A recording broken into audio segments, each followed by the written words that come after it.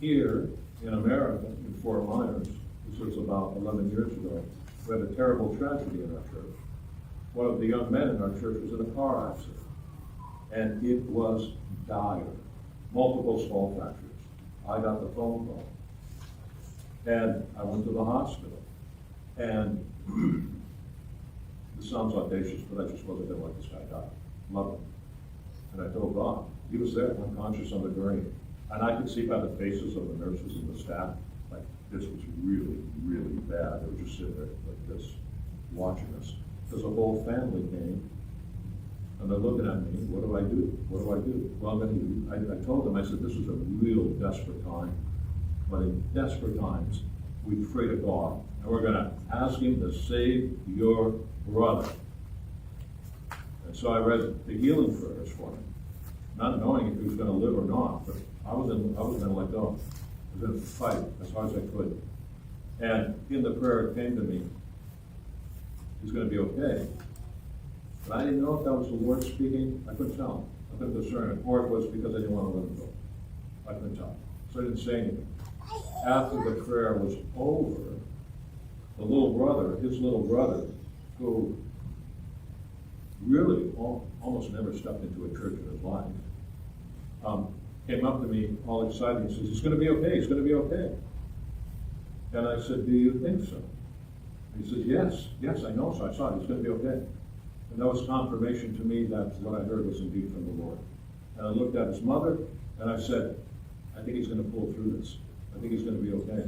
I didn't know for sure, but the events were transpiring very fast, and they were very profound, and they were very deep.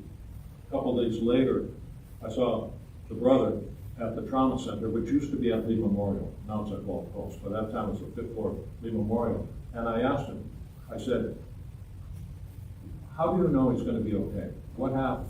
How do you know this? He says, I don't know, Father, I don't know. But when you were praying that God would save him, I told God, take my life instead of his. And he said, I was taken up to heaven, I saw God, and I came back down. And what happened in him was it broke his, what I call, emotional lockdown. It broke his isolation. It broke his isolation. He opened the window of his heart heavenward, and God came to him in the most powerful way. He ended up becoming Orthodox. We started going, meeting.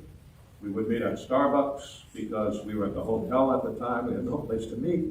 So we'd meet at Starbucks, and we would just catechize him and baptize him. And Angela, your husband, Jeff, became his godfather. Now, how did this happen?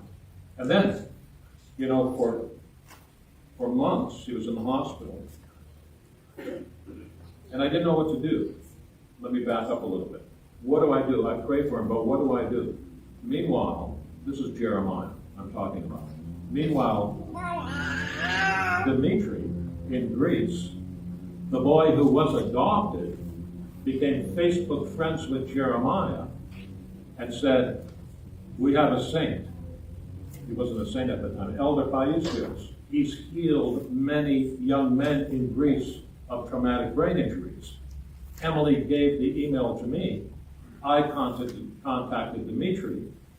It's the first time I've even heard of Dimitri, and I only knew a little of Elder Paisios, just a little. And I said, what do I do? What do I do? And he told me what to do. And I did it. Meanwhile, Dimitri was praying for Jeremiah in Greece. He said, I went to his grave. Those of you who've been to Greece know where his grave is. We venerate him there. And he said, I smelled the smell of roses when I was praying for Jeremiah. He's going to be okay. And we, on our end, we'd go to the hospital every single day, and we would pray the healing prayers. He said, there were no icons of St. Paisios at the time. So he sent a picture over by email, printed it out. He said, put it in the room. I printed it out, and I pinned it to the pillow, to his pillow, because he was unconscious. The nurses would come and say, is that his grandfather? I would say, yeah, he kind of is. Right? Rather than go through the whole story, I said, yeah, he kind of is. He's a saint. Right? And we anointed him, and he sent dirt from the grave. And he was ultimately healed. That's how St. Paisios came to us. This is why we venerate him. This is why we hold the liturgy on his name's day. This is why we tell the story. Save us, O God, who are wondrous in his saints. In the Greek, it's o enagis apmastos.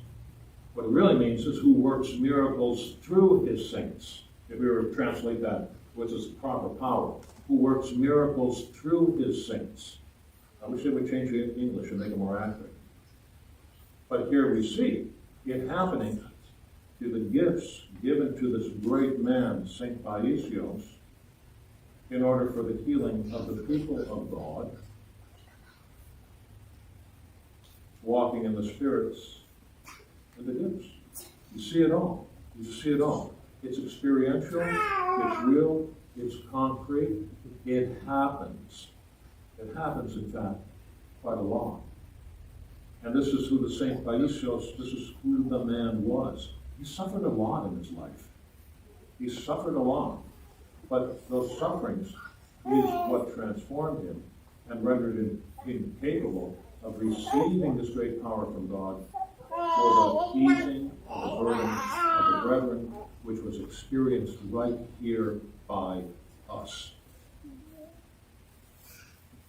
Some of you remember those times. Barbara, Angela, Anthea, because you were there, you witnessed it. Every Sunday, his little brother, Cliff, who is now becoming Orthodox, would give us what was called the Jeremiah report.